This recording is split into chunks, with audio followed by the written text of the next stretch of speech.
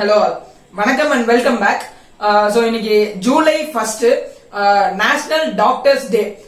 அதாவது இப்ப இந்த கொரோனா மாதிரி பேண்டமிக் டைம்ல நம்ம எல்லாருக்குமே டாக்டர்ஸ் தான் லிட்டரலா வந்து கடவுளா நம்ம எல்லாரும் பாத்துட்டு இருக்கிறோம். சோ அந்த மாதிரி இப்ப ஆல்ரெடி வந்து பயங்கரமா நம்மள வந்து கான்ட்ரிபியூட் பண்ணி நம்ம நிறைய வந்து பேரோட லைஃப்ஸை வந்து சேவ் பண்ணிட்டு இருக்காங்க. சோ தயவு செஞ்சு இன்னும் கான்ட்ரிபியூட் பண்ணி இந்த கொரோனா பேண்டமிக்ல இருந்து நம்ம எல்லாரையும் வெளியே கொண்டு வாங்க அப்படிங்கிற ஒரு ரெக்வஸ்டோட டாக்டர்ஸ்க்கு ரொம்ப ரொம்ப நன்றியும் சொல்லிட்டு நம்ம வீடியோக்குள்ள போலாம். டாபிக் என்ன அப்படின்னு பாத்தீங்கன்னா வந்து இப்போ வோடபோன் அதாவது டெலிகாம் இண்டஸ்ட்ரியே கிட்டத்தட்ட வந்து கவுந்துருமோ அப்படிங்கிற ஒரு கவலை இருக்கு. வோடபோன் மாதிரி ஒரு மிகப்பெரிய மல்டிநேஷனல் கம்பெனி வந்து வீழ்ச்சி அடைஞ்சிட்டு இருக்கு, கிட்டத்தட்ட க்ளோஸே பண்ணிடுவாங்க அப்படிங்கிற நிலைமையில தான் இருக்கு. சோ அது என்ன அப்படிங்கறத டீடைலா பார்த்துட்டு இதுக்கு ஆக்சுவலா யார் காரணம் அப்படிங்கறதையும் இந்த வீடியோல கிளியரா பாத்துடலாம்.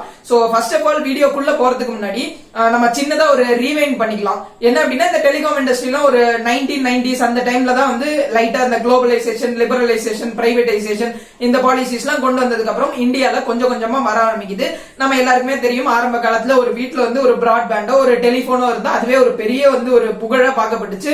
நம்ம ஏரியால இருக்கிறவங்க எல்லாம் அந்த டெலிபோன் இருக்கிறவங்க வீட்டுல இருந்து அவங்க ரிலேட்டிவ்ஸ் எல்லாம் பேசிட்டு இருப்பாங்க. சோ இந்த அளவுக்கு ரொம்ப மோசமான நிலைமையில ஆரம்பிச்சு ஸ்லோவா எஸ்டிடி பூத் வந்துச்சு. பிசிஓ எஸ்டிடி ஒரு பில் வரும், இவ்வளவு நேரம் பேசினா இவ்வளவு வந்து காசு ஆயிருக்கு. சோ இந்த எஸ்டிடி பூத் கான்செப்ட் எல்லாம் இருந்துச்சு.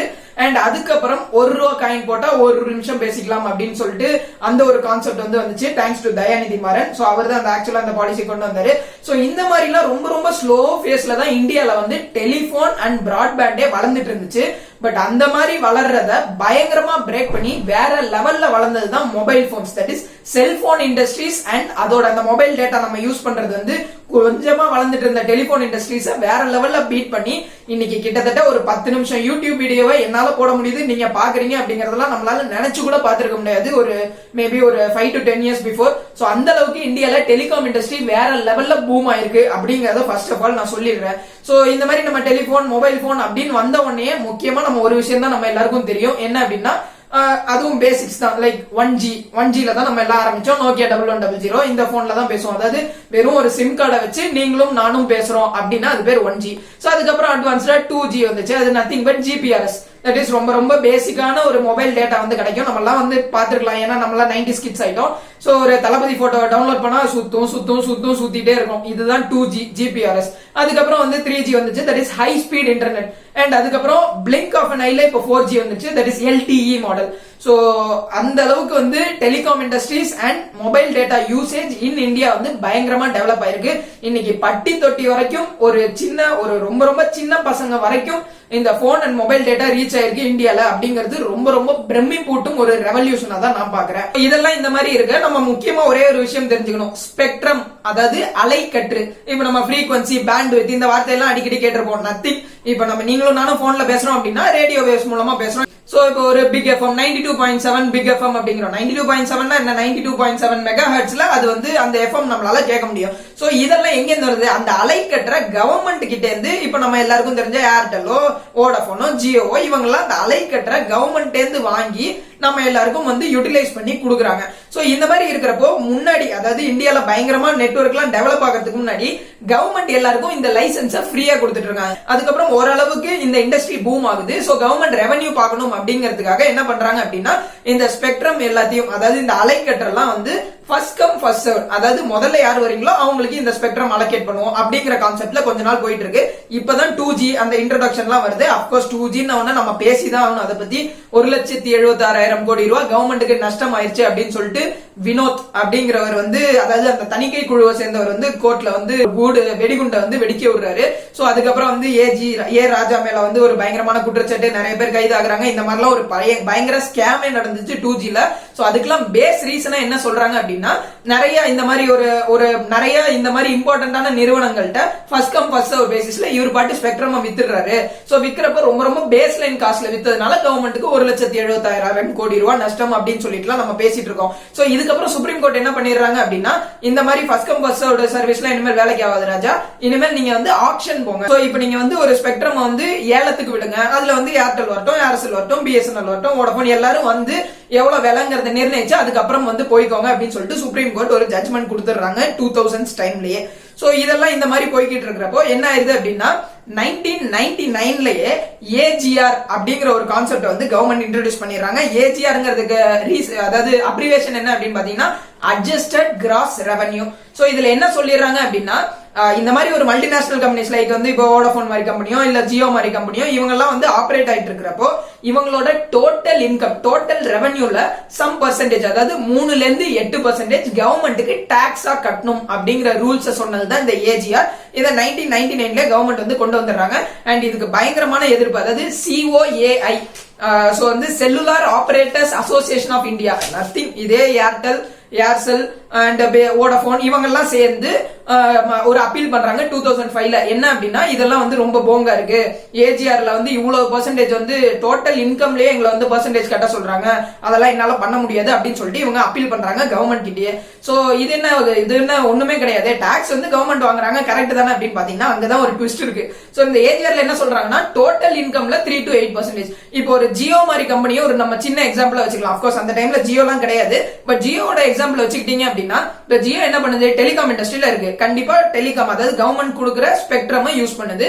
சோ அது மூலமா தான் நீங்களும் நானும் போன் பேசுறோம், மொபைல் டேட்டா யூஸ் பண்றோம், ஸ்பெக்ட்ரம் யூஸ் பண்ணுது ஜியோ. ஆனா அது மட்டுமே ஜியோட பிசினஸ் கிடையாது. ஜியோ போன் விக்கிறாங்க, ஜியோ 7 ஆப் இருக்கு, அண்ட் வந்து ஜியோ கார்ட்டூன் இருக்கு, ஜியோ மூவிஸ் இருக்கு, அதுக்கப்புறம் மை ஜியோ இருக்கு. இந்த மாதிரி ஏகப்பட்ட டிபார்ட்மெண்ட்ஸ் இருக்கு ஜியோல. சோ ஜியோங்கிற ஒரு பிராண்ட் நேம் கீழே நிறைய ப்ராடக்ட்ஸ் நிறைய வெரைட்டி ஆஃப் கம்பெனிஸே வந்து இருக்குது. அண்ட் அந்தந்த கம்பெனிஸ் அந்தந்த ஃபீல்ட்ல ரெவன்யூ பார்த்துட்டு இருக்காங்க. சோ இந்த ஏஜிஆர் என்ன சொல்லிடுறாங்கன்னா காமனா ஜியோங்கிற பேர் இருந்தா உன்னோட மொத்த இன்கமுக்கு நீ 3 to 8% ஏஜிஆர் கட்டணுங்கிறாங்க. சோ இதுதான் வந்து இந்த COAI மாதிரி கம்பெனிஸ்க்கு பயங்கரமான அடி வாங்கி முடியாதுங்கிற எதிர்ப்பு அவங்க தெரிவிக்கிறாங்க, which is somewhat நியாயம்தான் அப்படிங்கிறது என்னோட ஒரு சின்ன அபிப்பிராயம். சோ இந்த மாதிரி வந்து ஏஜிஆர் அகைன்ஸ்டா வந்து இவங்க வந்து ஃபைல் பண்ணிடுறாங்க. சோ இது வழக்கம் போல வந்து கோர்ட்ல கேஸா மாறுது, அதுக்கப்புறம் இழுத்துக்கிட்டே போகுது. சோ ஒரு கட்டத்துல என்ன பண்ணிடுறாங்க 2015ல TD SAT. சோ அது வந்து ஒரு ஜுடிஷியல், அதாவது இந்த டெலிகாம் டிபார்ட்மெண்ட் கவர்மெண்ட் ஆஃப் இந்தியாக்கு கீழே இருக்கிற டெலிகாம் டிபார்ட்மெண்ட்ல ஒன் ஆஃப் த ஜுடிஷியரியா வருது. சோ இந்த TD SATம் இந்த பிரைவேட் கன்சர்ன்ஸ்க்கு வந்து சப்போர்ட் பண்ணிடுறாங்க. ஆமா இது வந்து ஏஜிஆர் மொத்த இன்கம் கொடுக்க சொன்னா அவங்க எங்க போவாங்க, அவங்க அலைக்கட்டர் யூஸ் பண்றாங்க, அதுக்கு தேவையான 3 to 8% கேட்டா அது நியாயம், மொத்தமா கேட்கறது அநியாயம் சொல்லிட்டு இந்த TD SATம் வந்து பிரைவேட்க்கு வந்து சப்போர்ட் பண்ண ஆரம்பிக்கிறாங்க. இப்படியே போயிட்டு இருந்த கேஸ் 2005ல இருந்து 2019ல தான் ஒரு தீர்ப்பு வந்துச்சு. என்ன அப்படின்னா சுப்ரீம் கோர்ட் வந்து எல்லாத்தையும் மறுத்துட்டாங்க, கிடையவே கிடையாது, கவர்மெண்ட் சொல்றதா நீங்க கேட்டாகணும்.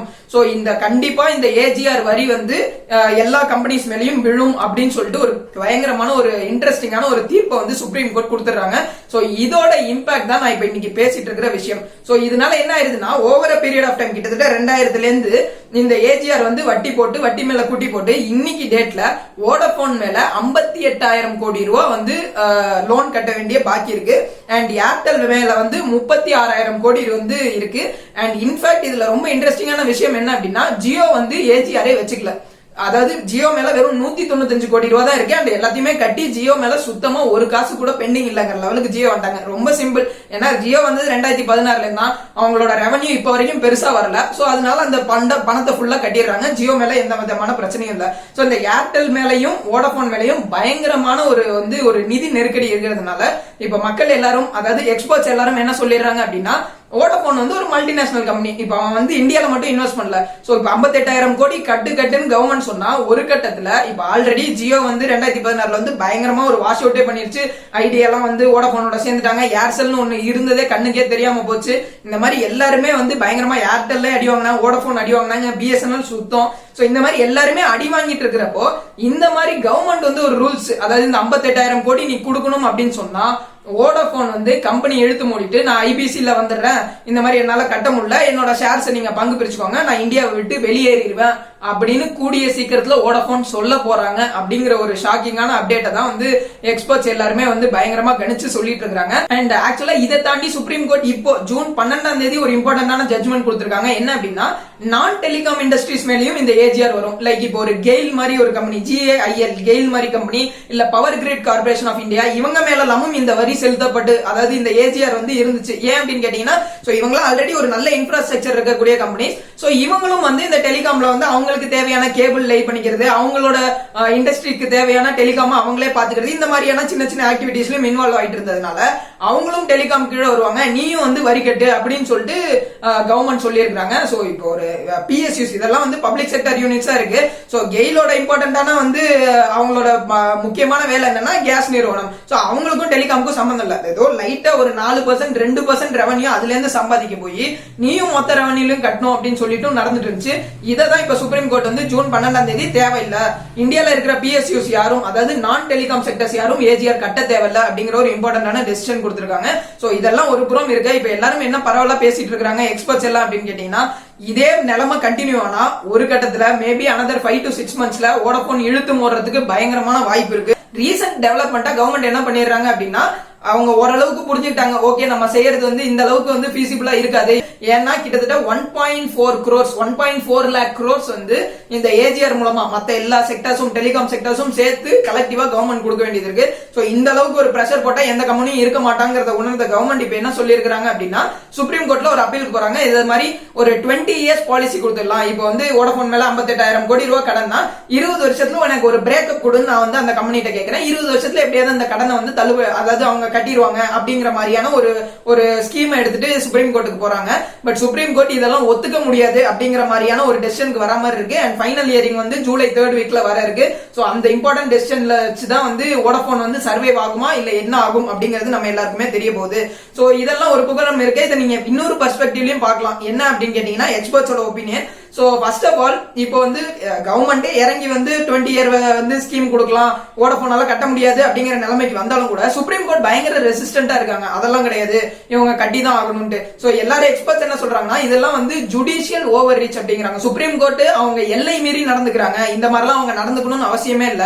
சோ இந்த மாதிரிலாம் பண்ணா வந்து அஃபெக்ட் ஆக போறது இந்தியன் எக்கானமி தான், இந்த மாதிரிலாம் பண்ணக்கூடாது அப்படின்னு சொல்லிட்டு வலிமையா வந்து கண்டிக்கிறாங்க நிறைய எக்ஸ்பர்ட்ஸ். அண்ட் ரெண்டாவது இம்பார்ட்டன்டா என்ன சொல்றாங்க அப்படின்னா இது வந்து வெறும் வந்து கவர்மெண்டோட டாக்டிக்ஸ். ஜியோ வந்து அம்பானியோட கம்பெனி, சோ அந்த கம்பெனி மட்டும் தான் மார்க்கெட்ல ஒரே ஆளா இருக்கணும். ஏன்னா இப்போ ஏர்டெல் வோடபோன் 2 தான் இப்போ மேக்ஸிமம் இருக்கு. அப்கோர்ஸ் ஜியோ தான் டாப்ல இருக்கு. பிஎஸ்என்எல் இருக்கிற இடம் நமக்கு தெரியல, நம்ம அதை பத்தி எதுவும் சொல்றதுக்கு இல்ல.